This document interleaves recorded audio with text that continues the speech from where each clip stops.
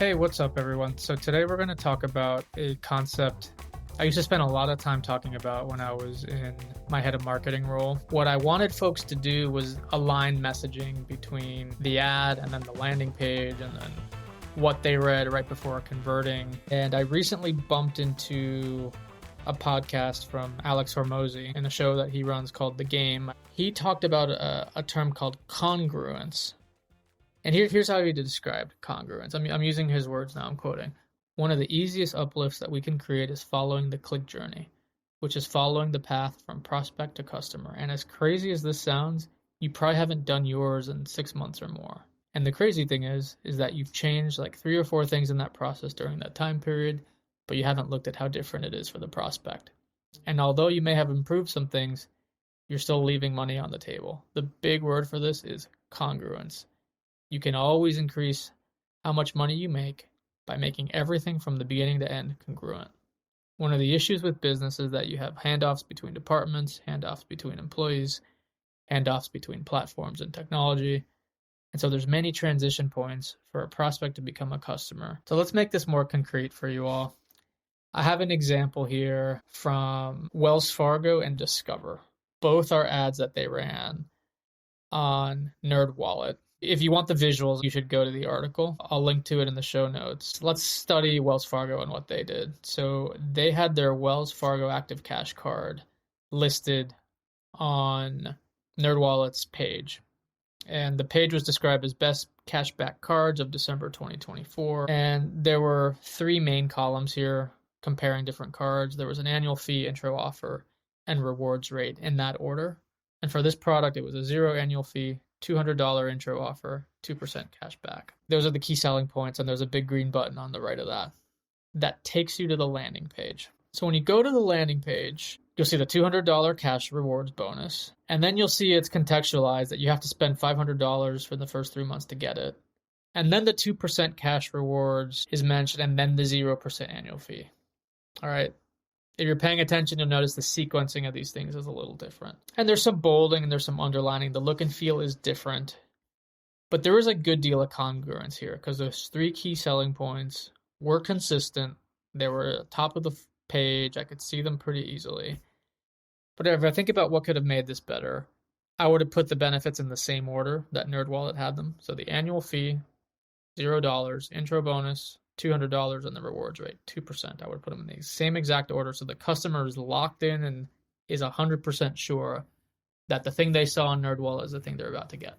The other thing I would do is I would show the information in a similar visual presentation, and just acknowledging you can't see this, the NerdWallet was more of a table, like a kind of a standard listing page, versus the Wells Fargo landing page was more of in paragraph format, how they described the features. So that'd be the second thing. The third thing is I would have considered co-branding that landing page with the NerdWallet logo. And again, Wells Fargo has a fantastic brand. They don't necessarily need NerdWallet's help from a branding standpoint, but it would help the customer just kind of follow the thread that, yep, they came from NerdWallet. This is the right page. It's all connected. It all makes sense. And then the last thing I would have done is I would have de-emphasized some of the other details, so that the 3 key selling points that NerdWallet was promoting stand out on that landing page. So my take here is Wells Fargo's landing page is reasonably congruent to the NerdWallet listing page. I rated it an 8 out of 10. I want to put in a word here by our sponsor for today's episode, which is Spinwheel. You'll find them at spinwheel.io. They help you streamline your lending application pages with 2 fields. So if you're anything like us, friction on application pages makes you nauseous. It makes your CACs go up. It makes your volumes drop. It makes your CFO and CEO say mean things. The trouble is, it isn't easy to fix. Your product and engineering is probably busy. We get it. Spinwheel's API streamlines a lending application form with just a phone number and a birth date. Like magic. But really, it's a smart tech. Then you'll get a 20 to 30% lift in your application rate. Additionally, they can give you real-time, verified customer credit data and seamless payment processing, which can help you serve customers beyond the initial application. To see a demo, click on the link in the show notes to chat with their head of growth and see this thing in action. Discover scored a 3 out of 10. So let's go to that example now. So I went back to the same listing page. And in the example, the Wells Fargo card was near the top of the page.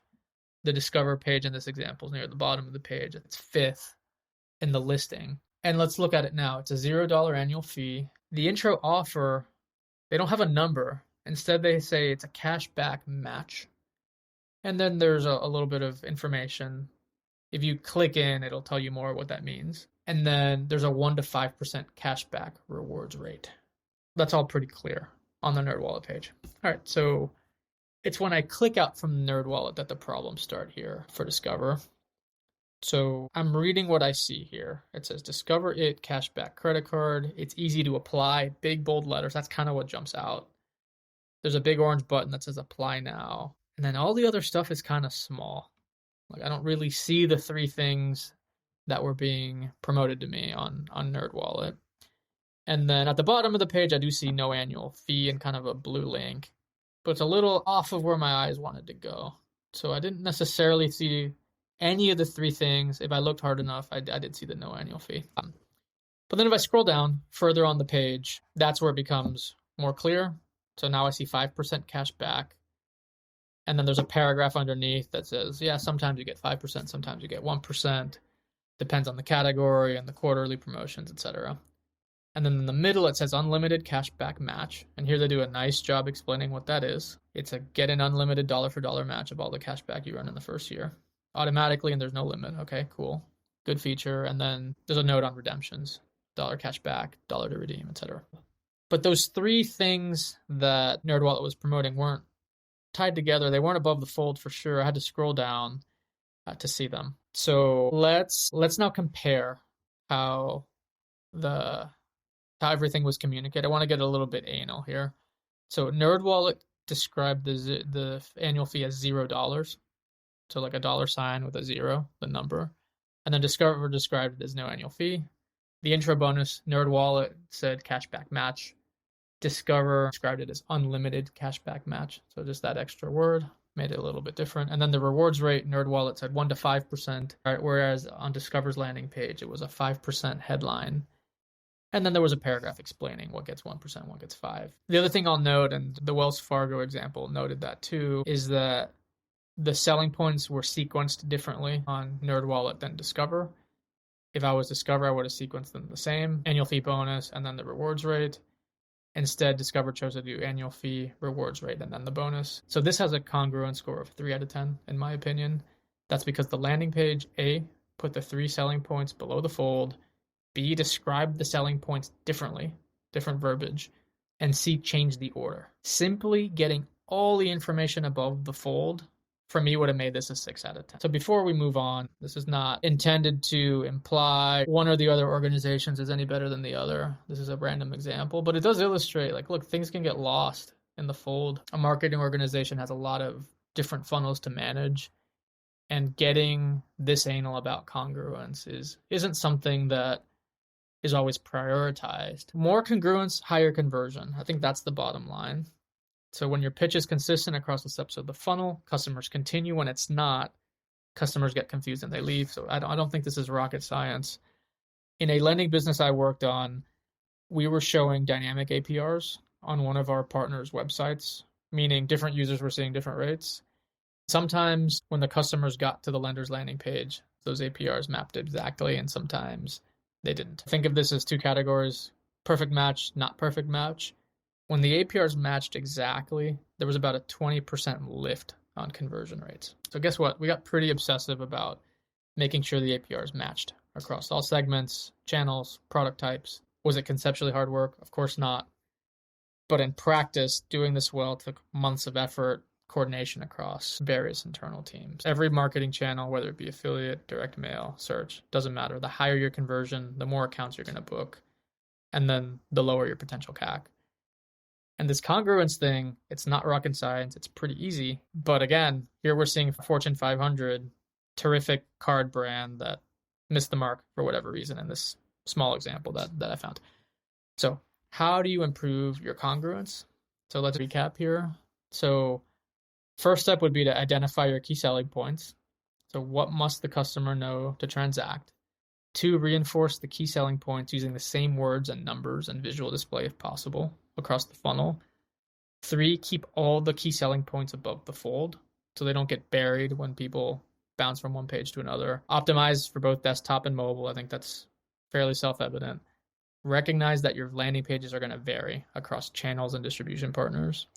And then commit to reassessing your congruence and maybe even scoring it like I did. My scores were somewhat arbitrary here just to tell a story, but you may want to come up with an actual scoring rubric that helps you assess where you're congruent and where you're not.